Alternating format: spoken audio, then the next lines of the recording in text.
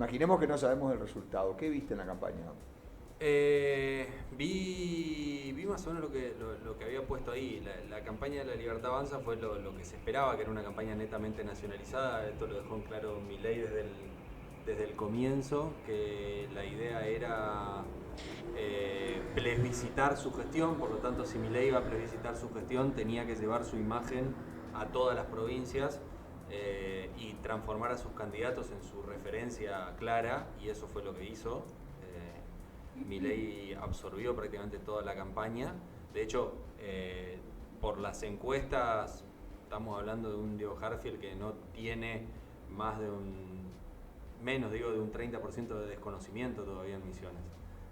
Entró a la campaña con un 40% de desconocimiento y termina ganando una elección estando en un 30% de desconocimiento. Claramente la campaña estuvo focalizada en Javier Milei. La estrategia de la renovación fue Herrera centrista. Claro, sí, 100%. Oscar Herrera Aguad era porque además las encuestas así lo indican. Cuando vos medías persona contra persona, Herrera Aguad le saca una diferencia enorme y abismal a cualquiera. Cuando entran a jugar los sellos, ahí la cosa cambia en las encuestas. Entonces era lógico que fuera él, con todo el riesgo que eso conlleva ahora con el diario del lunes, haber sido el eje de la campaña. El radicalismo... Te escuché decir hoy que esperabas más. Yo esperaba un poco más. Bueno, todos. Yo creí que iba a tener sí, bueno, un poco pero más nosotros de votos. Adentro, obviamente, que esperábamos otro y de resultado. hecho no era yo el único. Analizando con muchos colegas, creíamos que iba a estar un poco más arriba, porque había también el clima cambia mucho en cómo vota la gente. La última semana pueden pasar cosas, y de hecho pasaron cosas que por ahí cambiaron un poco el clima. Pero lo que se veía en las semanas previas, digamos, antes de entrar en los últimos 15 días, era que había un grupo importante de gente que estaba algo decepcionada con cómo venía el gobierno de Javier Milei, pero que no quería ir a votar ni a la renovación, ni al kirchnerismo, ni a nada que se le parezca. Entonces, el lugar en el que por ahí empezaban a poner la vista era en el radicalismo, que volvía a estar como sello solo, digamos. Esa recuperación del sello como eje daba eso. Bueno, esto es distinto, no es Juntos por el Cambio, no es Cambiemos, no es un frente, digamos. Está el radicalismo, el de antes, el que votó a mi viejo, mi abuelo, el que voté cuando empecé a votar, qué sé yo. Y eso, había gente que por ahí te decía que pensaba llevar el voto para ahí porque no se lo quería poner a ninguno de los otros. Bueno, las últimas 2 semanas por ahí pasaron algunas cosas que cambiaron un poquitito el clima, y la gente volvió a mirar por ahí hacia La Libertad Avanza para llevar ese voto antirrenovador y antikirchnerista, y terminó repercutiendo. Igualmente me parece que fue válido. Si me preguntás a mí como analista, yo creo que se tendría que haber hecho en la provincial ya, como sí, para si querés, una especie de refundación de la marca, o un reinicio de la marca, después de ser muchos años parte de un frente y haber tenido que llevar siempre en la primera línea el sello de un frente, y haber tenido que ocultar detrás de eso un escudo que no lo hizo el radicalismo, digamos, lo hicieron todos los partidos, y el PRO está pagando lo mismo, digamos. El PRO está pagando haber escondido el escudo durante mucho tiempo atrás de un frente, para empezar a recuperar terreno. No digo para hacer lista única todo el tiempo, pero para recuperar terreno y después discutir desde otro lugar un frente futuro. Ahí lo que tenés, Damián, perdón que te interrumpa, lo que tenés es que en la provincial, por ejemplo, al momento de la conformación de los frentes todavía no teníamos información. Sí. Claro, nosotros, por ejemplo, no sabíamos si bien habían rumores no teníamos una confirmación de la candidatura de Ramón Amarilla, no teníamos una confirmación de la candidatura de Martín Arjol.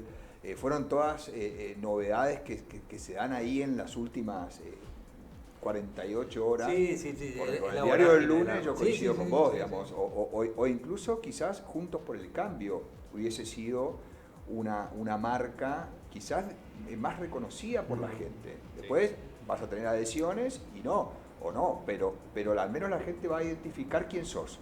Pero para lo que te sirve el diario del lunes es para que cuando dentro de 2 años te vuelva a pasar lo mismo, vos ya tengas esa experiencia y decís, che, mira, si llego a las últimas 48 horas con este montón de dudas, y quizás no es por ahí.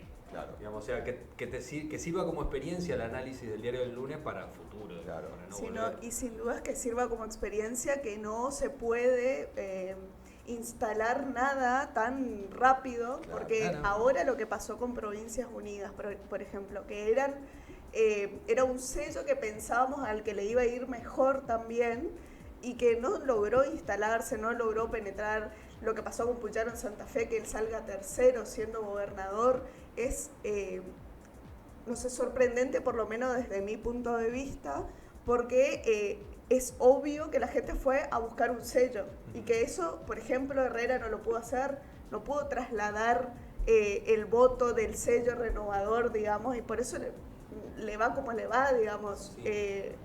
La Libertad Avanza sigue siendo la opción o la alternativa ante cualquier otra cosa que se pare enfrente. Sí, sí, coincido en eso. Esta fue una elección de sellos, más que de personas, se terminó transformando en una elección de sellos. Y muchas veces el sello puede jugar de dos maneras. El sello puede ser un flotador, como le pasó a Harfield, que es el sello que te lleva para arriba. Ahora el sello puede ser un ancla. Y para Herrera el sello fue un ancla. Bueno, ya venía de la provincial. Venía de la provincial, de hecho... Por más de que lo hayan cambiado un poco. Pero y de hecho mejora la performance de la provincial, porque saca 30.000 votos más de los que había sacado en la provincial. O sea que mejora la performance anterior, y así todo no alcanza. Lo que pasa también, y acá es una discusión que vengo teniendo desde que nos dedicamos a hacer esto al análisis, es que para mí no hubo un voto, o no hay un voto mileísta en Misiones. Sí. No existe un voto mileísta. Lo que tenemos acá es un voto anti. Hay un voto que es antirrenovador y hay un voto que es antirrenovador y antikirchnerista. ¿Qué pasó en la provincial? El voto anti se dispersó. El voto anti de la provincial se fue a Ramón Amarilla, se fue a Cacho Bárbaro, se fue al frente que armó el radicalismo, se fue al frente que armaron los sindicatos con el PJ. Una estrategia de la renovación, ¿no? De dispersar. De dispersar, sin totalmente. duda. O sea, mejor que no tener enemigos es construirte tu propio enemigo, digamos. Entonces, generás esa dispersión, se produce esa dispersión en tu voto anti, y vos, con lo que tenés, pasás por el medio. ¿Qué pasa en la nacional? Primero, que la gente cambia la cabeza, mira otra cosa. Segundo, que al voto antirrenovador tenés que sumarle otro anti más que te achica el panorama, que es el voto antikirchnerista o antiperonista, que ese sí juega en la nacional y que no juega tanto en la provincial. Ahí pierde votos Cacho Bárbaro, ahí pierde votos el PJ, desaparece Ramón Amarilla. Los votos en política no son transitivos, eso deberían haberlo entendido. Una persona no puede trasladarle votos a otra persona. Encima se te desarma el espacio como se le desarmó a Amarilla. ¿Esos votos dónde iban a ir? ¿A la renovación? No, pues son votos anti. Entonces, ¿dónde iban a ir? Empezaron a mirar el panorama, terminaron todos en el anti-anti, digamos, son antirrenovadores, son antikirchneristas, ¿dónde van a mirar? Entonces, en ese contexto es donde se pierde la dispersión de las provinciales y a la renovación ya no le alcanza con lo que tenía y sumar 30.000 votos más, porque no hay dispersión. Hay una polarización total. De hecho, se llevan el 70% casi de los votos, el 60 y pico entre los dos. Entonces, en esa polarización es donde termina quedando diezmada. Entonces, tenemos un contexto de votos antis que lo sigue absorbiendo Milei, y yo estoy convencido de esto porque no hay otra alternativa para esa gente. Si esa gente tuviera otra alternativa, yo no sé si ganan con esa diferencia. Yo no sé si logran ese potencial. Quizás Provincias Unidas, habiendo nacido antes, podría haberse mostrado como esa alternativa y haciéndose un poquitito más amplia. Fue muy sobre la hora, fue muy a los cachetazos, fue muy de pichados, porque se habían peleado con el gobierno, entonces había que crear algo para hacerle frente.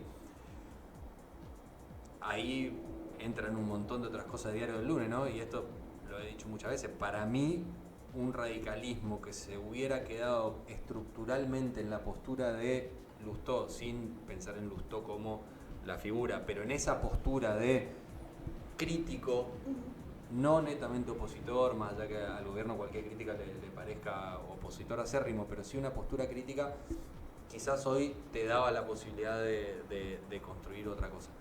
Pero otra vez, Diario del Lunes. Entonces me parece que un poco el contexto del que salimos es ese. Vos decías una cosa en este hilo, en este famoso hilo de X, sobre el radicalismo, de que habías visto, digo esto porque Guadar justo recién comentó, que está mirando el programa, de que en la campaña del radicalismo no solamente se había destacado Gustavo, sino que se había destacado también Guadar. O sea, vos observaste una campaña en la que tenía dos protagonistas. Sí, ¿no? Sí, de hecho el cartel acá adelante están los dos. Claro, sí. No hay mucho, revisá toda la cartelería. Revisá toda la cartelería de la campaña y no encontrás un solo partido que haya tenido sus dos candidatos.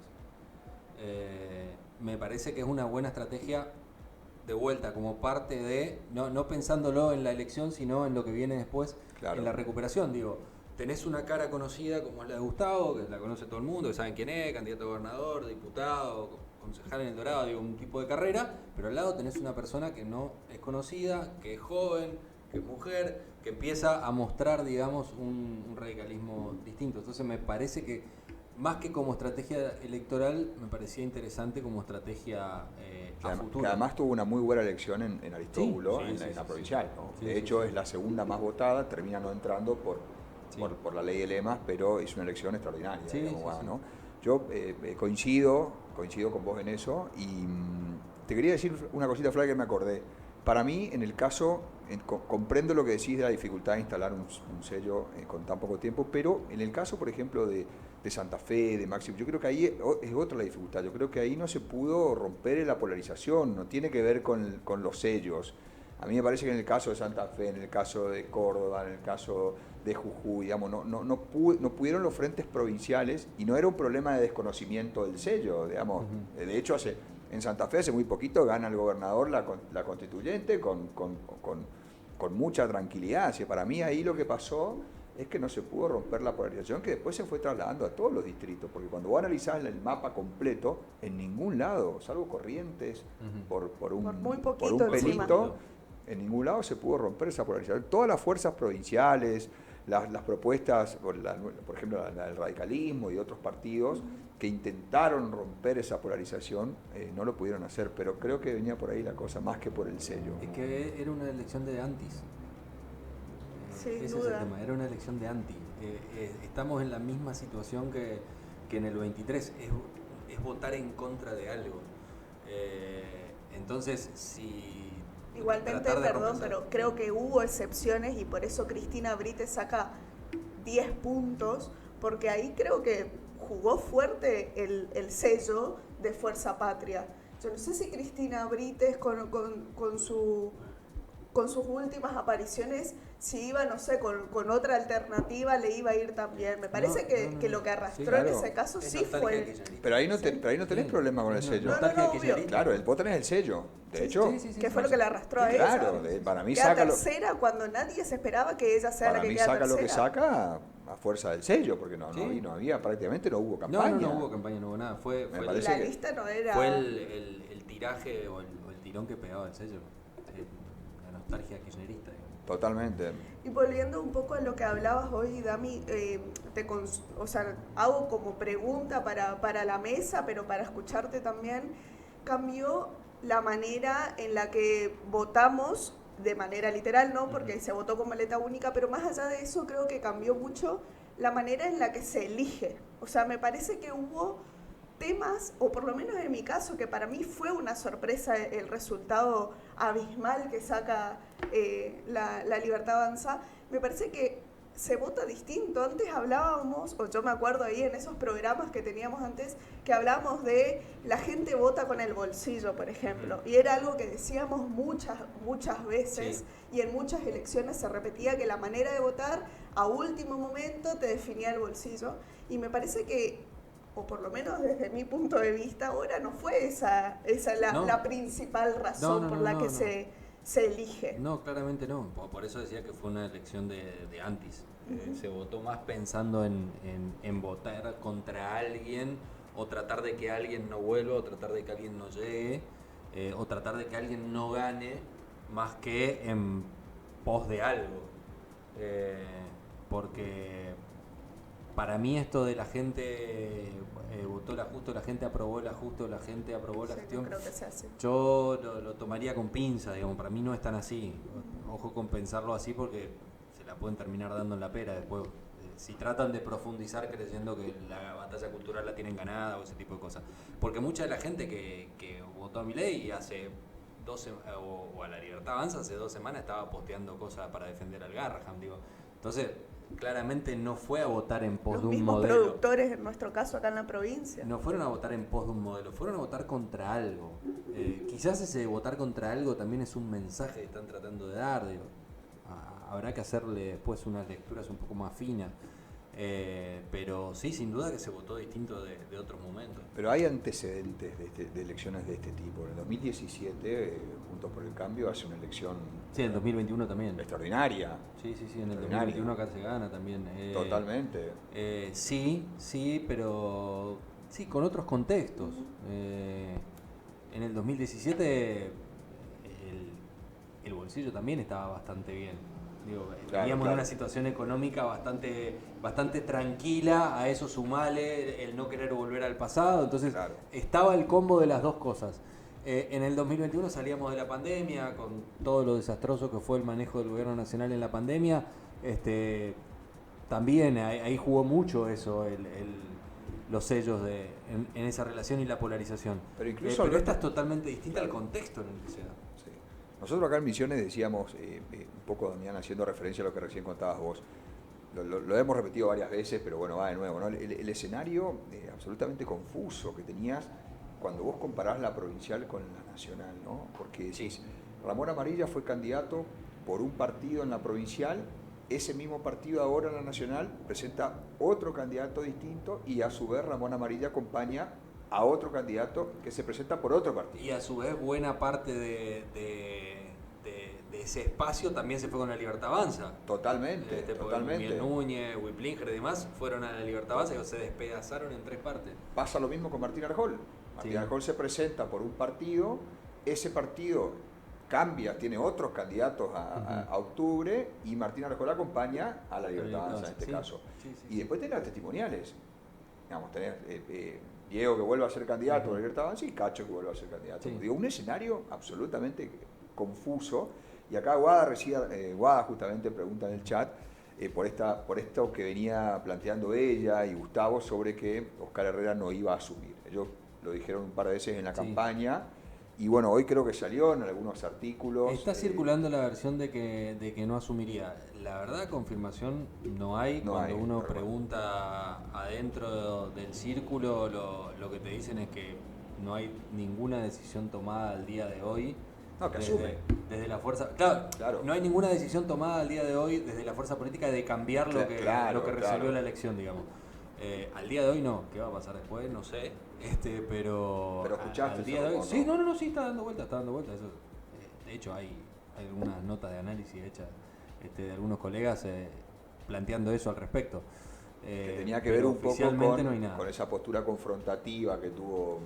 De cambiar, de pasar a ser una... Lo que pasa que también, a ver, ahí lo que se supo de esta semana, por lo menos, que es lo primero que está saliendo, es que la postura de la renovación va a ser una postura de oposición colaborativa. Ese es el concepto que están planteando. Bueno, ¿ahora tuvieron reunión o no? Estuvo Pasalagua, estuvo entre los 20 gobernadores que estuvieron. Sí, bueno, no estar entre los 20, o sea que te metan en los 4 parias era como mucho. Bueno, era esperado que esté. Sí, de hecho, estuvo Silioto, no va a estar. ¿Viste algunas diferencias en los saludos? Sí, un montón.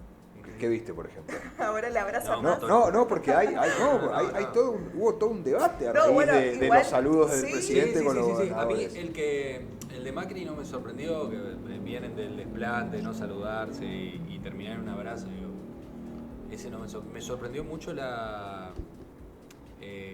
trato, la risa y la charla larga a comparación del resto con Saldo. Ah, sí, tenés razón. Con Yaldo ese me sorprendió mucho más que el resto. El resto me parece que son pasada de mano a los que no hay tanto feeling. Hola Roger y abrazo a los Roger le tiró a Rogelio, sí. Y bueno, lo de Macri, que Gustavo como- Valdés, manito. Gustavo Valdés, manito Manito, fría. manito distante. Masalacqua también, manito Sí, fría. manito, Silvio sí. lo mismo. Nacho Bertilén Torres también. lo mismo. Nacho Torres sí ya hubo un saludo un poco más cordial. Con Puyaro lo mismo. Pero me sorprendió lo de Yaldo.